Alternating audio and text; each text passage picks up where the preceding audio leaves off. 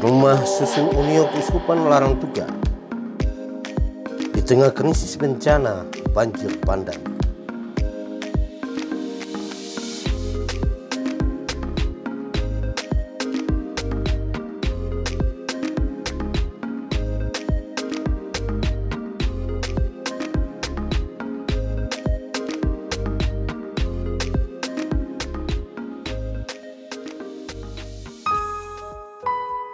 Unio adalah paguyuban untuk para imam projo yang berkarya di Keuskupan Larangtuka.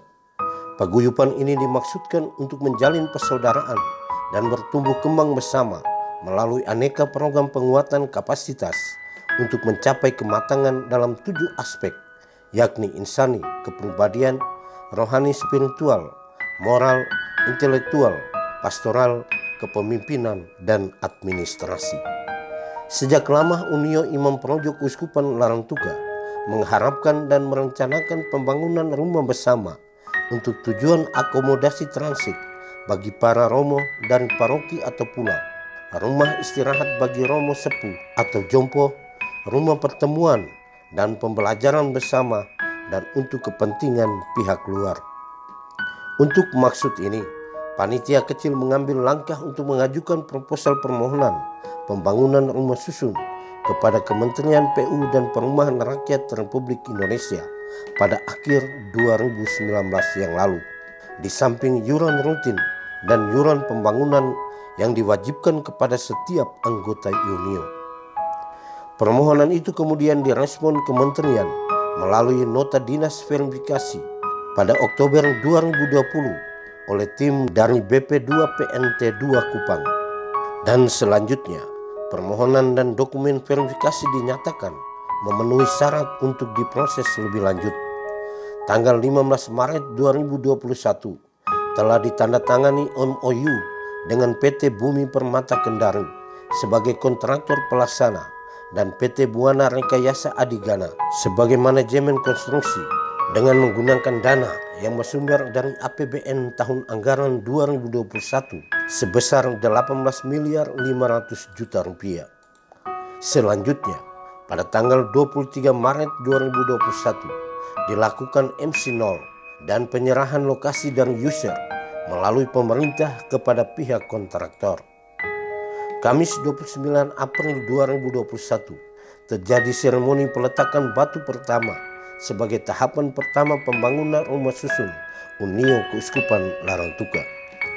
Seremoni peletakan batu pertama pembangunan rusun ini dihadiri oleh Yang Mulia Uskup Larangtuka, Insinyur Fransiskus Kopongkung, Kepala Balai Pelaksana Penyedia Perumahan Nusa Tenggara II, Yublina Dilabunga, Bupati Flores Timur Antonius Hubertus GG Hajon, beserta beberapa pejabat Forkompinda Kabupaten Flores Timur, Ketua Unio Keuskupan Larangtuka, Romo Henrikus Leni, dan beberapa pastor paroki, imam, biarawan-biarawati, serta umat yang berkesempatan hadir. Acara yang sedianya dihadiri juga oleh Wakil Gubernur NTT terjadi di Kelurahan Sarotari, Kecamatan Larangtuka.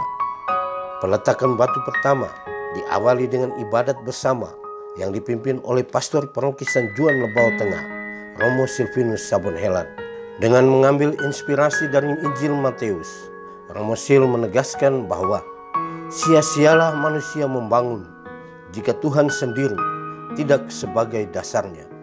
Dengan ini mau mengatakan bahwa apapun kehebatan manusia dalam semua pembangunan, jika Tuhan tidak menjadi peletak dasarnya, maka tidak akan bertahan. Mengandung keyakinan bahwa manusia hanya bisa memulai sesuatu secara kecil dan sederhana.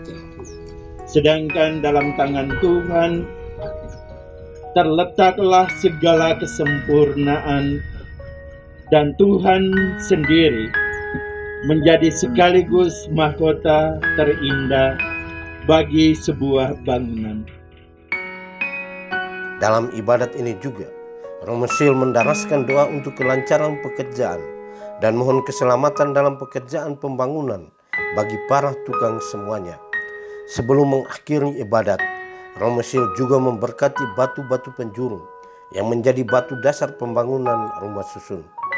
Akhirnya, ibadat ditutup dengan berkat mulia dari tangan yang mulia Uskup Larantuka.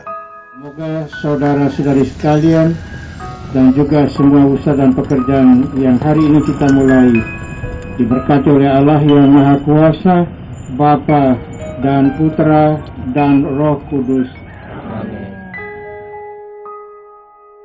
Setelah ibadat dilanjutkan dengan pembacaan prasasti pembangunan rumah susun Unio Keuskupan Larantuka. Sederetan nama-nama termuat dalam prasasti, baik dalam pemerintahan maupun dalam gereja universal sampai kepada gereja lokal. Sambutan pertama oleh Yang Mulia Uskup Larantuka, Monsinyur Frans Kopongkung. Uskup Frans membuka dengan mengajak semua untuk bersyukur atas peristiwa hari ini, yakni peletakan batu pertama rusun Unio Keuskupan Larantuka. Beliau menegaskan bahwa peletakan batu pertama pembangunan rusun yang terjadi di tengah kondisi umat yang dilanda bencana bukanlah untuk mengalihkan perhatian baik pemerintah maupun gereja. Membangun sebuah rumah susun untuk para imam di keuskupan di tengah bencana bukan berarti kita mengalihkan perhatian. Justru rumah ini salah satu mendukung karya-karya para pelayan pastoral di keuskupan ini untuk umat dan masyarakat banyak. Kami dari pihak keuskupan juga terus-menerus berupaya bersama semua pihak, tentu saja dengan pemerintah daerah, provinsi, kabupaten, di Flores Timur dan di Dembata, berupaya keras bagaimana menaruh perhatian kepada masyarakat korban dari bencana ini. Sampai dengan saat ini, tim kami dari keuskupan ada juga di tempat-tempat bencana bersama untuk menaruh perhatian pada masyarakat kita. Peristiwa pembangunan ini adalah sebuah kehormatan yang diterima oleh Gereja Keuskupan Larantuka dari pemerintah pusat melalui Kementerian PUPR. Rumah susun ini menjadi tempat pelayanan bagi umat di Kabupaten Flores Timur dan Kabupaten Lembata. Yang Mulia juga membeberkan pemanfaatan rumah ini yang bukan hanya untuk para imam, tetapi juga untuk kepentingan semua golongan dalam pastoralnya di tengah umat. Uskup Frans juga mengucapkan terima kasihnya. Maka pada tempatnya saya mengucapkan terima kasih pertama-tama kepada Bapak Gubernur NTT, kepada Wakil Gubernur, juga terima kasih kepada Balai Pelaksana Penyediaan Perumahan Nusa Tenggara. Terima kasih juga kepada Direktur Jenderal Perumahan Kementerian Pekerjaan Umum dan Perumahan Rakyat. Terima kasih juga kepada Bupati Kepala Daerah Flores Timur yang juga membantu dan mendukung pembangunan rumah susun ini. Kami juga berterima kasih secara khusus juga kepada Pak Herman Riyadi yang secara pribadi membantu kami membuka jalan untuk bagaimana kami boleh mengajukan proposal untuk rumah ini pada Mas Sigit ya. Pak Herman tolong sampaikan terima kasih kami kepada anggota DPR ini yang juga memungkinkan kami memperoleh proyek ini, rumah ini. Terima kasih kepada semua pihak. Tidak bisa saya sebut satu persatu. Dan kepada para romo Unio Keuskupan Larantuka yang juga telah bekerja mempersiapkan segala sesuatu supaya hari ini letakkan batu pertama kita mulai pelaksanaan pembangunan rumah susun ini. Yang Mulia Uskup Larantuka juga menyatakan tekadnya untuk menjaga dan merawat serta menggunakan rusun ini sesuai dengan fungsi dan pemanfaatannya secara baik dan benar. Tentu saja dari pihak kami Keuskupan dan juga pihak Unio khususnya berjanji akan memanfaatkan rumah ini, menjaga dan merawatnya sebaik-baiknya untuk kepentingan para imam dan juga untuk kepentingan kegiatan-kegiatan apa saja yang kalau menggunakan tempat ini sebagai tempat untuk mendukung kegiatan-kegiatan dan usaha-usaha yang dilaksanakan baik di dalam gereja maupun di tengah masyarakat. Mewakili Bapak Direktur Jenderal Perumahan Kementerian Pekerjaan Umum dan Perumahan Rakyat, Insinyur Kalawi Abdul Hamid, Yubilina Dila Bunga sebagai Kepala Balai Pelaksana Penyedia Perumahan Nusa Tenggara II membacakan sambutan Bapak Direktur Jenderal Perumahan. Ia mengawali sambutannya dengan bersyukur dan puji kepada Tuhan karena peristiwa yang terjadi, peletakan batu pertama rusun Unio Keuskupan Larantuka. Dirjen Perumahan mengatakan bahwa sejak tahun 2017, Kementerian PUPR telah membangun sebanyak 9 tower rusun. Khususnya di Pulau Flores ada 3 rusun yang kami bangun. Yang pertama di Rusun Keuskupan Larantuka ini, kemudian yang kedua rusun untuk SMA Bina Wirawan di ND, kemudian rusun di Seminari Benchmark di Mataloko, Bajawa.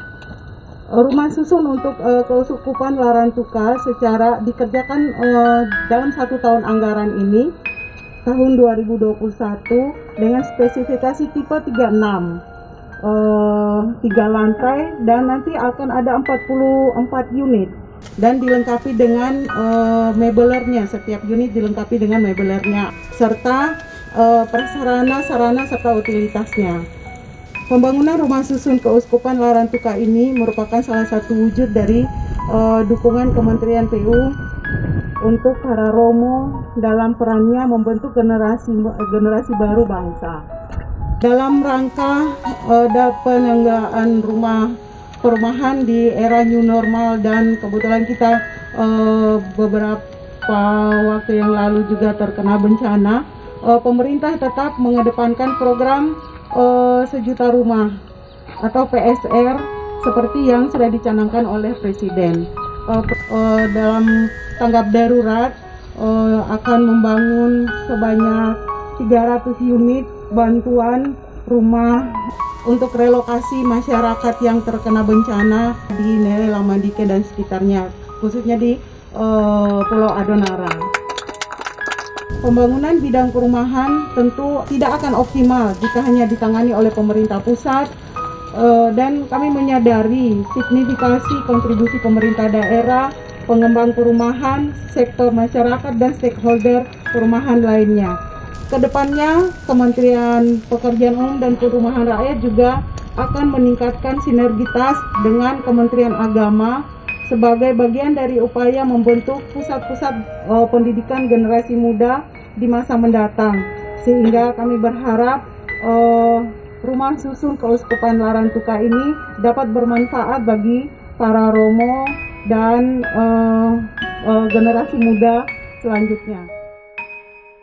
Bupati Flores Timur Antonius Hubertus G.G. Hajon dalam sambutannya menyampaikan terima kasih kepada pemerintah pusat melalui Kementerian PUPR yang telah menganggarkan pembangunan rumah susun di Larantuka yang peruntukannya untuk Unio Keuskupan Larantuka. Saya perlu menyampaikan terima kasih kepada pemerintah pusat melalui Kementerian PUPR yang telah menganggarkan pembangunan rumah susun di Larantuka yang peruntukannya untuk Unio Keuskupan. Di momentum yang berbahagia ini juga, saya mau menyampaikan terima kasih kepada Bapak Uskup beserta seluruh romo Sekeuskupan Larantuka. Karena ketika bencana melanda Adonara, telah tumbuh berbagai solidaritas dan keuskupan telah hadir bersama dengan masyarakat di Adonara. Para romo juga hadir dalam menggerakkan solidaritas di setiap paroki untuk turun bersama-sama membantu apa yang terjadi di Adonara. Yang namanya bencana tentu tidak ada perencanaannya, sehingga yang dibutuhkan adalah gotong royong, solidaritas. Ya, dan itulah yang harus kita buat pada saat-saat seperti ini. Pembangunan rumah susun yang kita akan launching atau kita akan batu pada hari ini, seperti yang disampaikan oleh Yang Mulia Bapak Uskup tadi, memiliki makna yang penting. Dan kehadiran pemerintah untuk mendorong percepatan pelaksanaan kegiatan ini adalah juga menjadi bagian kewajiban pemerintah dalam membangun manusia Indonesia, khususnya manusia Flores Timur ke depannya. Kalau gedung ini atau rusun ini memiliki makna seperti yang tadi digambarkan oleh Bapak Uskup, saya sebagai Bupati Flores Timur menaruh harap agar pemerintah dengan gereja tetap berjalan seiring menyiapkan orang muda Flores Timur. Pada hari ini, orang muda Flores Timur 5, 10, 20 tahun yang akan datang. Ini bukan saja kewajiban pemerintah, tetapi juga kewajiban kita semua, termasuk di dalamnya adalah unsur gereja yang menjadi unsur terbesar di Kabupaten Flores Timur. Bapak Bupati juga meminta waktu untuk menggunakan momen ini untuk menjelaskan kebijakan pemerintah dalam kaitan dengan situasi tanggap bencana yang melanda Pulau Adonara. Kepada Ibu Kepala Balai, saya menyampaikan terima kasih karena ketika kunjungan Bapak Presiden mengatakan bahwa Bupati kalau mereka sudah siap relokasi dan kita harus relokasi, siapkan tanah secepatnya. Ya, kemudian Ibu Ina, Pak Herman mereka terus mendesak. 2 malam yang lalu saya sampaikan, turunkan alat di Oyang Barang, tanah aman sekali. Kita bangun 50 rumah di sana. Hari Minggu pagi kita terus mencari untuk korban di Waiwerang dan Waibura. Tokoh adat dan tokoh masyarakat serta pemerintah desa datang ke Larantuka bertemu dan kami membicarakan hal tersebut. Ada tarik menarik memang, tapi prinsip kita itu adalah sama. Relokasi harus dilaksanakan sehingga tanah yang diserahkan pun tidak boleh menimbulkan masalah baru. Kita pindah lokasi di Desa Sosina. Mereka kemudian menyerahkan 5 hektar untuk pembangunan 200 rumah. Nah, 200 rumah korban Waiwerang dan Waibura. 4 hektar untuk 200 rumah, 1 hektar untuk fasilitas umum. Nah, terima kasih kepada orang tua di Sosina. Sementara untuk Desa Lele Lamadike, itu pemerintah desa dan masyarakatnya telah menyerahkan lahan sekitar 1,4 hektar. Tapi oleh Kementerian PUPR diminta untuk dilihat kembali karena tanah itu berjarak 500 meter dari titik bencana. Dengan kontur kondisi tanah yang ada di Desa Nene Lamadike, Kementerian PUPR mengingatkan untuk coba Pak Bupati cari lokasi yang lain untuk 50 rumah bagi korban di Desa Nene Lamadike.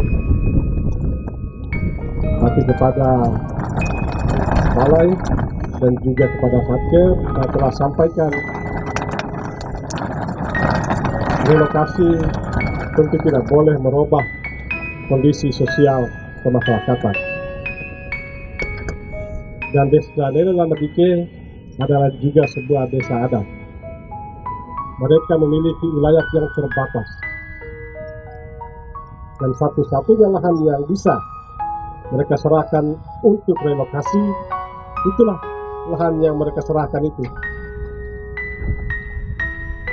Sehingga ini ya juga saya sudah ingatkan kepada Pak Kadis, siapkan surat untuk Pak Menteri.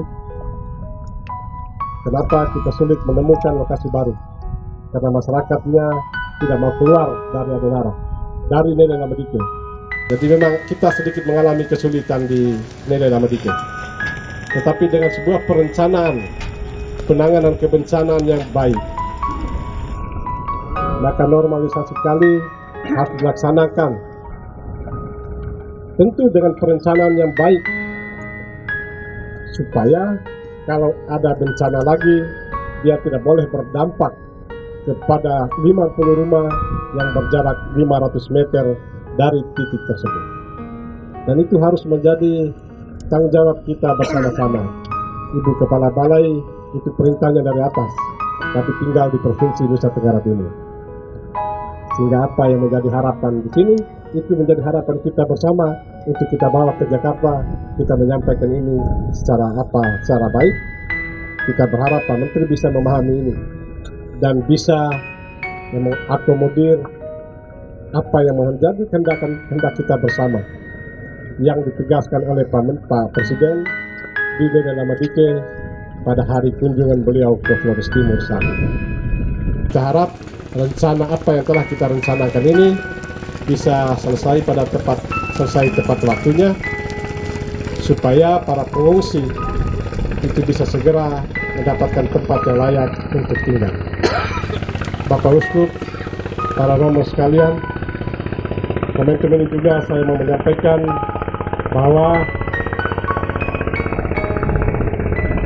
masa tanggap darurat penanganan bencana untuk Kabupaten Flores Timur itu batas waktunya tanggal 24 April yang lalu. Dalam rapat tanggal 23 kami bersepakat untuk memperpanjang masa tanggap darurat sampai tanggal 1 Mei yang akan datang. Ada beberapa catatan yang menyebabkan kami kemudian memutuskan hal tersebut. Yang pertama, pembukaan akses jalan untuk Kewela baru selesai 2 hari yang lalu. Untuk Salsina baru selesai kemarin. Untuk Demendei baru selesai kemarin. Itu berarti penanganan darurat untuk pembukaan akses itu sudah selesai. Yang kedua, terkait dengan penanganan pengungsi. Pengungsi kita ini ada yang pengungsi yang rumahnya hancur berat atau rusak berat, ada pengungsi yang rumahnya rusak sedang atau rusak ringan yang berada di seputaran lokus bencana. Mereka berada di pos-pos pengungsian, juga berada di rumah-rumah warga. Kami harus memastikan bahwa setelah masa tanggap darurat, para pengungsi harus sudah lebih nyaman berada di tempatnya untuk sementara dalam jangka waktu mungkin 2, 3, 4 bulan yang akan datang. Sehingga pada saat sekarang tim dari pemerintah Kabupaten Flores Timur sementara melakukan sosialisasi kepada para pengungsi. Kalau rumahnya masih baik, mari kita bersihkan rumahnya, kita perbaiki kondisi rumahnya, sudah bisa masuk ke rumahnya. Untuk rumah yang tidak ada, mau tinggal di mana? Bisa pilihannya itu rumah keluarga, bisa pilihannya itu kita carikan rumah kosong untuk kita sewakan bagi keluarga-keluarga pengungsi. Dan bisa juga kita manfaatkan gedung-gedung fasilitas umum, kita buat sekat-sekat sehingga mereka tidak hidup atau tidur secara bersama dalam satu ruangan, tetapi mereka secara keluarga-keluarga dipisahkan dengan sekat-sekat. Sehingga masa itu saat sekarang sementara lakukan sosialisasi, kita harapkan tanggal 1 Mei itu kita memiliki data yang cukup, mana yang mau ke sini, mana yang mau ke sini, mana yang mau ke sini, sehingga kita bisa meninggalkan masa tanggap darurat dan kita masuk ke masa transisi, ya.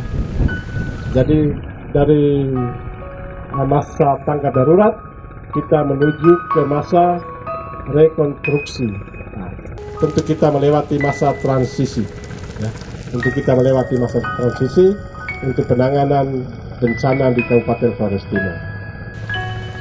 Juga saya perlu sampaikan bahwa memang tidak ada yang sempurna 100% dan pemerintah tetap berjuang untuk buat yang terbaik. Kita bentuk 3 tingkatan posko. Posko pertama itu posko utama, adanya di Larangtuka. Poskonya di Larangtuka karena bencana itu menyebar di seluruh wilayah dan semua akses di Adonara itu terputus karena rusaknya jalan dan jembatan. Ya, kalau posko utama di Larangtuka menjadi mudah untuk kita sebar ke posko-posko taktis yang kita tentukan, itu ada di 3 wilayah, di Dede Lamadike, di Waiwerang, dan juga di Oyang Barang. Kemudian di bawah posko taktis itu ada pos-pos pengungsian yang hadir di sana, itu bisa pemerintah secara langsung, bisa pemerintah desa, bisa juga relawan-relawan. Kalau relawan menolak bantuan, saya akan sampaikan kepada dia, kamu siapa? Kamu harus kerja berdasarkan aturan yang ada. Kalau kamu yang menolak, mendingan kamu tidak usah jadi relawan. Sehingga klarifikasi ini menjadi masukan juga sebagai pengetahuan bahwa pemerintah telah laksanakan dengan cara seperti ini. Kalau ada kurang, ya itulah kesempurnaan yang kami miliki untuk melaksanakan tugas sebagai pemerintah menangani tanggap darurat akibat bencana yang terjadi di Adonara. Sekali lagi mohon maaf karena momentum hari ini saya gunakan juga klarifikasi seperti ini. Setelah menyampaikan sambutannya, Bupati Flores Timur didampingi Yang Mulia Bapak Uskup Larangtuka, Ibu Kepala Balai Pelaksana Penyedia Perumahan Nusa Tenggara II, Romo Ketua Unio Keuskupan Larangtuka, Bapak Dandim 1624 Flores Timur, bersama-sama meletakkan batu pertama pembangunan rumah susun Unio Keuskupan Larangtuka. Setelah mengenakan APD, semua menuju ke meja tombol sirene.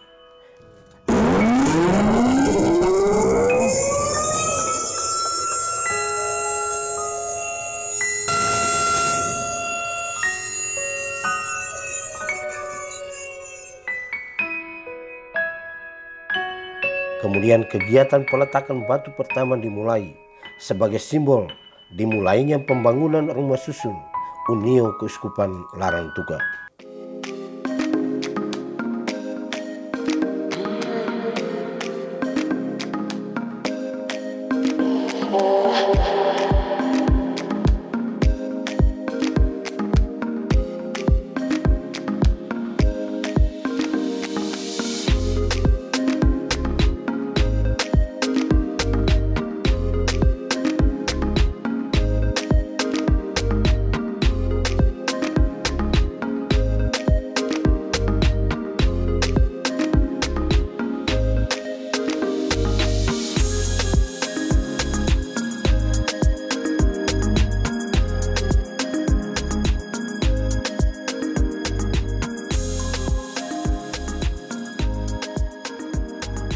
kelima pejabat, sepertinya tenaga lapangan yang siap melaksanakan tugasnya. Akhir peristiwa menutupi semua rangkaian acara doa syukur bersama dilantunkan. Komsos Larang Tuka Media melaporkan.